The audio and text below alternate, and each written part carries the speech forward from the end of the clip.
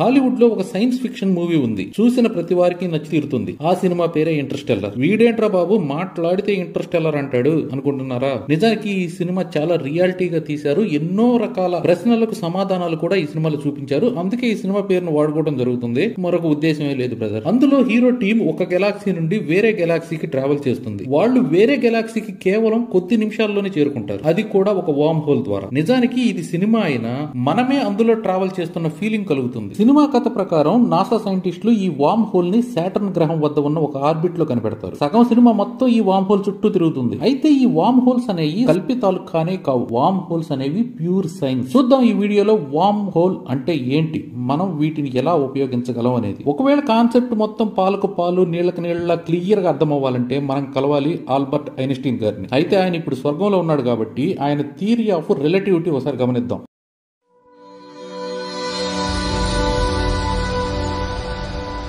అయితే ముందుగా నేను చేసిన బ్లాక్ హోల్ పార్ట్ 1 and 2 అర్థమైతే ఈ వీడియో ఇంకొంచెం ఇన్ఫర్మేషన్ ఇస్తుంది, కొంచెం డీప్ గా వెళ్ళడానికి దోహదపడుతుంది. మొదట ఎప్పుడైతే ఐన్స్టీన్ థియరీ ఆఫ్ రిలేటివిటీ రాశాడో ఆ థియరీలో ఒక సెట్ ఆఫ్ ఈక్వేషన్స్ గా రాయడం జరిగింది. వీటినే ఐన్స్టీన్ ఫీల్డ్ ఈక్వేషన్స్ అంటారు జనరల్ గా. ఈ సెట్ ఆఫ్ ఈక్వేషన్స్ మొత్తం 10 అంతకంటే ఎక్కువ ఉంటాయి. అయితే వీటన్నిటిని కలిపి ఒకే ఈక్వేషన్ లో కూడా చెప్పొచ్చు. అదేలాగంటే capital G mu nu plus lambda small g mu nu is equal to 8 pi capital G divided by c to the power of 4 into t mu nu. ఏంట్రా బాబు జిడ్డులా తగులుకున్నావు మమ్మల్ని? మొదటి వీడియో నుండి ఇదే కదా మీ ఇన్నర్ ఫీలింగ్. మీరు పైకి అనకపోయినా నాకు వినపడింది. చింతించకండి బ్రదర్స్, ఈ వీడియోలో ఇంతకు మించి ముందుకు పోవడానికి ఏ ఈక్వేషన్ లేదు. అయితే ఐన్స్టీన్ తన ఈ ఈక్వేషన్స్ ని మొదటిసారి నవంబర్ 25, 1915 లో రిలీజ్ చేయడం, తరువాత ఈ థియరీని the Persian academy of sciences in Berlin జర్మనీలో సబ్మిట్ చేయడం జరిగింది. అయితే పైన చెప్పిన ఈక్వేషన్ చాలా కన్ఫ్యూజింగ్ గా ఉంటుంది. ఎందుకంటే ఈ ఈక్వేషన్ ఎలాబరేట్ అయ్యే కొద్దీ దాదాపు 10 పేజీల క్యాలిక్యులేషన్స్ బయటకు వస్తాయి. అయితే ఇవన్నీ పెద్ద పెద్ద మైండ్ ఉన్న వాళ్ళ కోసం మనం పైన చూద్దాం. అయితే ఈ ఈక్వేషన్ ని మాటల్లో చెప్పాలి అంటే మ్యాటర్ మరియు ఎనర్జీ ఈ రెండు స్పేస్ టైం ని ఎలా ఇన్ఫ్లుయెన్స్ చేస్తాయి అనేదే ఈ ఈక్వేషన్ సారాంశం. మొదటి వీడియోలో మనం చెప్పుకున్నట్టు ఫుట్బాల్ నెట్, అందులో ఒక ఫుట్బాల్. అదే విషయం ఒక్కసారి కళ్ళు మూసుకొని విజువలైజ్ చేసుకోండి. గుర్తుకు వచ్చిందా? ఆ స్పేస్ నెట్ లో ఏర్పడే బెండ్, గ్రావిటీ, మ్యాటర్, ఎనర్జీ ఈ మూడిటి మధ్య ఉన్న అవినాభావ సంబంధాన్ని తెలియజేస్తాయి. ఇదే అసలు సారాంశం. అయితే ఐన్స్టీన్ కంప్లీట్ గా తన ఈక్వేషన్ ని సాల్వ్ చేయలేకపోయారు. కానీ ఒక పర్టికులర్ కేసులో మాత్రమే ఆయన ఈ ఈక్వేషన్ ని సాల్వ్ చేసి చూపించారు. ఆయన తదనంతరం కార్ల్ స్క్వాష్చైల్డ్ ఈ మొత్తం ఈక్వేషన్ ని సాల్వ్ చేసి మన ముందు ఉంచడం జరిగింది 1916లో. ఈయన స్పేస్ టైం నెట్ ఎలా బెండ్ అవుతుంది, ఎంత లోపలికి బెండ్ అవుతుంది అనేది ప్రూవ్ చేశాడు సింగిల్ బాల్ కాన్సెప్ట్ లాగా. తద్వారా అప్పటి శాస్త్రవేత్తలు సింగులారిటీ కాన్సెప్ట్ ని అర్థం చేసుకోగలిగారు. అందరూ ఒక మాట మీదకు రాగలిగారు. అప్పటి వరకు ఐన్స్టీన్ చేసింది గోల కాదు, అందులో నిగూఢార్థం ఉందని అర్థం చేసుకోగలిగారు. అయితే ఇది జరిగిన 80 సంవత్సరాల తర్వాత కానీ మనం ఒక బ్లాక్ హోల్ ని ఫోటో తీయగలిగాం. ఇప్పుడు అసలు పాయింట్ కి వద్దాము. పైన చెప్పిన వాటన్నిటిని బట్టి ఒక కంక్లూషన్స్ కు వస్తే దాదాపు 100 సంవత్సరాలకు ముందే థియరియాటికల్ గా బ్లాక్ హోల్ కాన్సెప్ట్ అనేది తయారవడం జరిగింది. అయితే 6 లేదా 7 సంవత్సరాల క్రితం మాత్రమే బ్లాక్ హోల్ ని ఫోటో తీసి నిరూపించడం జరిగింది. అయితే ఇక్కడ మధ్యలో జరిగిన విచిత్రం ఏంటి అంటే అనుకోని ఒక అతిథి లైన్ లోకి వచ్చాడు. ఈ ఫీల్డ్ ఈక్వేషన్స్ ద్వారానే అనుకోకుండా సైంటిఫికల్ గా ప్రూవ్ అయిన ఆ అనుకోని అతిథి పేరే వార్మ్ హోల్స్. అయితే మీకు ఇప్పటికే ఒక డౌట్ వచ్చి ఉండాలి, వచ్చిందా? ఒక ఈక్వేషన్ నుండి 2 సొల్యూషన్స్ ఏమిటి, ఇది ఎలా సాధ్యం? ఇదే కదా మీ డౌట్. మనకు తెలియకుండానే మనమే ఈ ప్రశ్నకు సమాధానాన్ని కూడా కనుక్కోవడం జరిగింది, అది కూడా 7th క్లాస్ లోనే. గుర్తున్నాయా? Quadratic equations. ఈ సింపుల్ ఈక్వేషన్ ఒకసారి గమనించండి. ఈ ఈక్వేషన్స్ కి 2 సొల్యూషన్స్ ఉన్నాయి, x = 2, x = 3. రెండు కరెక్టే కదా? ఇంత సింపుల్ ఈక్వేషన్స్ కి 2 సొల్యూషన్స్ ఉన్నప్పుడు ఐన్స్టీన్ 10 పేజీల ఈక్వేషన్ కి ఎన్ని సొల్యూషన్స్ ఉండి ఉంటాయి? వాటన్నిటితో మనకెందుకు బాబు తలనొప్పి, మనం ఈ రెండింటితో ఆపేద్దాం అంటారా? అయితే ఆపేద్దాం. సరే, ఈ వార్మ్ హోల్ గురించి చూద్దాం. అయితే ఈ వార్మ్ హోల్ సైంటిఫిక్ సొల్యూషన్ పేరు ఐన్స్టీన్ రోజెన్బ్రిడ్. ఈ పేరు ఇద్దరు సైంటిస్టుల పేర్లతో పెట్టడం జరిగింది. ఒకరు మనకు తెలుసు, రెండో వ్యక్తి నాథన్ రోజన్. వీరిద్దరూ కలిసి 1935 లో ఈ సొల్యూషన్ ని కనిపెట్టారు. పైన పెద్ద పెద్ద ఈక్వేషన్స్ చెప్పాను కదా, అదంతా మర్చిపోండి. ఇప్పుడు ఒక చిన్న పిల్లల బొమ్మలాట్లా ఉండే కాన్సెప్ట్ అర్థం చేసుకోవడానికి ప్రయత్నిద్దాం. ఈ వార్మ్ హోల్ అనేది ఒక షార్ట్ కట్ దారి, స్పేస్ టైమ్ లో 2 పాయింట్లను కలపడానికి. నిజానికి మనం ఇప్పుడు కొనసాగిస్తున్న అంతరిక్ష యాత్రలో ఎన్నో సంవత్సరాల ప్రయాణాన్ని సాగించాల్సి వస్తుంది. అయితే ఈ వార్మ్ హోల్స్ లో ప్రయాణిస్తే అతి తక్కువ సమయంలో అవతల దరికి చేరి అయిపోవచ్చు. ఇంకా ఈజీగా చెప్తాను. ఈ పేపర్ చూశారు కదా, ఇందులో ఉన్న ఏ పాయింట్ నుండి బి పాయింట్ కి వెళ్ళాలి అంటే 2 డైమెన్షన్స్ లో ఇంత దూరం ప్రయాణం చేయాల్సి వస్తుంది. అయితే ఈ పేపర్ ని మడత పెట్టి 3 డైమెన్షనల్ చేస్తే ఈ 2 పాయింట్ల మధ్య దూరం 1 mm కూడా ఉండదు.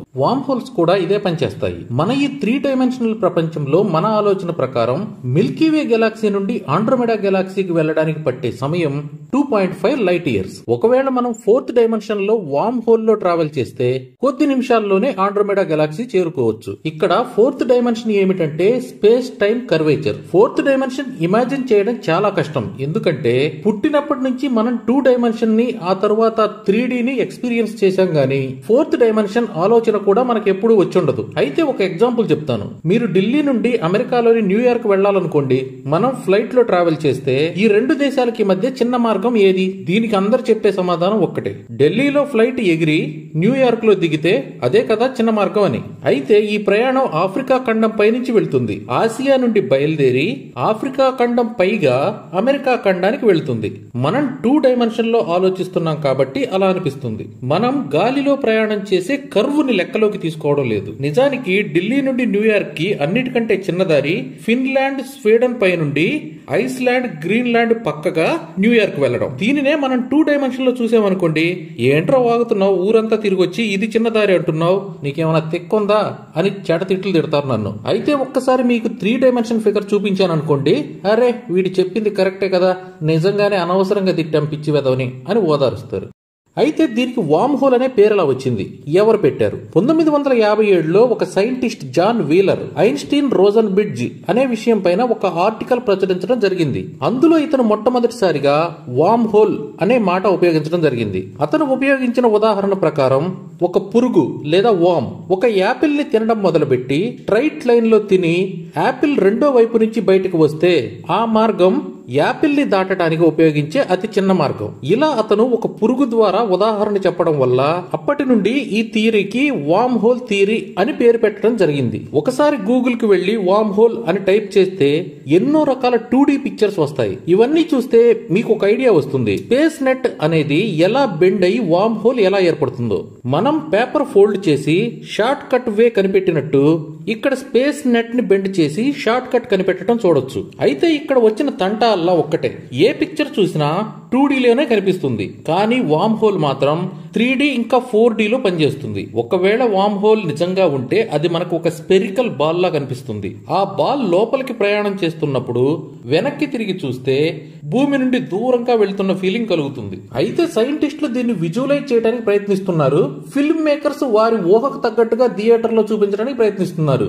మరింత మంది ఈ థియరీస్ మొత్తాన్ని సాల్వ్ చేయడానికి ప్రయత్నాలు చేస్తున్నారు. కానీ మనం ఉపయోగించే టెలిస్కోపుల్లో మాత్రం వార్మ్ హోల్ అనేది ఇప్పటి వరకు ప్రాక్టికల్ గా కనిపెట్టలేదు. వాస్తవంగా చెప్పాలంటే వార్మ్ హోల్స్ అనేవి ఉన్నాయా లేదా అన్నది కూడా తెలియదు సైంటిస్టులకి. అయితే బ్లాక్ హోల్ థియరీ ప్రపోజ్ చేసినప్పుడు కూడా ఇదే సిచ్యువేషన్ ఫేస్ చేశారు శాస్త్రవేత్తలు. కానీ ఇప్పుడు మనం టెలిస్కోప్ ద్వారా బ్లాక్ హోల్ ని చూడగలుగుతున్నాం. అలాగే రాబోయే రోజుల్లో ఖచ్చితంగా వార్మ్ హోల్ ను కూడా చూడగలుగుతాం. అయితే ఇదంతా చెప్పడానికి కారణం ఒక్కటే, ఒకవేళ వార్మ్ హోల్స్ అనేవి ఉంటే అవి ఖచ్చితంగా టైం మిషన్ లా పనిచేస్తాయి. దాని ద్వారా టైం ట్రావెల్ చేయొచ్చు. ఒక్కసారి మీరే ఊహించుకోండి, కొన్ని మిలియన్స్ ఆఫ్ లైట్ ఇయర్స్ కేవలం కొన్ని నిమిషాల్లో క్రాస్ చేయగలిగితే మనం లైట్ కంటే వేగంగా ట్రావెల్ చేశాము అని అర్థం. లైట్ కంటే ముందే చేరుకున్నాము అంటే టైంలో ముందుకి వెనక్కి వెళ్ళగలుగుతాము అనే కదా అర్థం. అంటే అప్పటికప్పుడు ఒక కాలం నుండి మరొక కాలంలోకి జంప్ చేశాం. అయితే మనం మాత్రమే జంప్ చేశాం, మిగతా ప్రపంచమంతా అక్కడే ఉంది. ఒకవేళ వార్మ్ హోల్ థియరీ నిజమైతే టైం ట్రావెల్ అనేది కూడా సాధ్యమేనన్నమాట. ఒకవేళ సాధ్యమైనా ఈ వార్మ్ హోల్ ద్వారా మనిషి ఎలా వెళ్ళగలడు? ఇది మరొక చిక్కు ప్రశ్న. నిజానికి ఈ ఒక్క ప్రశ్నే కాదు, వార్మ్ హోల్స్ నిజమేనని నమ్మితే మరెన్నో ప్రశ్నలు కూడా తలెత్తుతాయి. మొట్టమొదటి ప్రశ్నే ప్రశ్నార్థకం.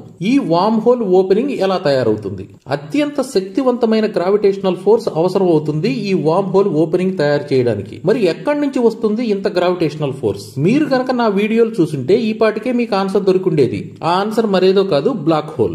ఇక్కడే మళ్ళీ ఐన్స్టీన్ తాతయ్య దగ్గరికి ఒకసారి వెళ్లాల్సి వస్తుంది. ఐన్స్టీన్ ఆయన కో సైంటిస్ట్ రోజన్ లెక్కల ప్రకారం ఒక బ్లాక్ హోల్ మాత్రమే ఈ విశ్వంలో అత్యంత శక్తివంతమైన గ్రావిటేషనల్ ఫోర్స్ కలిగి ఉంటుంది. ఈ గ్రావిటేషనల్ ఫోర్స్ ఎంత శక్తివంతమైందంటే సోలార్ సిస్టమ్ ని కూడా తనలోకి లాక్కొని వెళ్లిపోగలదు. ఇదంతా మీకు మీకు అర్థం అవ్వాలంటే black hole part 1, black hole part 2 వీడియోలు చూడండి. అరటి పండు ఒలిచి నోట్లో పెట్టినట్టు అర్థం అవుతుంది. సో ఐన్స్టీన్ సాపేక్ష సిద్ధాంతం ప్రకారం వామ్ హోల్ ఎంట్రన్స్ ఒక బ్లాక్ హోల్ అయితే మరి ఎగ్జిట్ సంగతి ఏంటి?